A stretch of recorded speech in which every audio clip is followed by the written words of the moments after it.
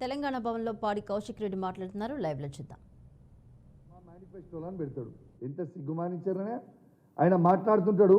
వేదిక వెనుక దానం నాగేందర్ గారు, కడియం శ్రీహరి గారు, వెంకట్రావు గారు కూర్చొని ఉంటారు. అసలు వీళ్ళకి నెత్తి కత్తి లేని పార్టీయా? వీళ్ళకి దిమాక్ ఉన్నదా లేదా? వీళ్ళు అసలు ఏం మాట్లాడుతురా? అంత రేషం ఉంటే వాళ్ళని వెంటనే డిస్క్వాలిఫై చేయర్రి. అసలు వీళ్ళు తెలిసి కండువలు కప్పుకుంటుర్రా, తెలియక కండువలు కప్పుకుంటుర్రా, అమాయకంగా కప్పుకుంటుర్రా? నాకైతే అర్థమవుతలేదు. వాళ్ళు అనుకుంటున్నారు తప్పించుకుంటామని. ఎటు పరిస్థితిలో తప్పించుకోలేరు. రేపు దానం నాగేందర్ గారి ఆర్డర్ సోమవారం రోజు ఖచ్చితంగా వస్తుంది. వచ్చిన తర్వాత అదే పాలసీ కడియం శ్రీహరి గారికి, వెంకట్రావు గారికి కూడా ఇంప్లిమెంట్ అవుతుంది.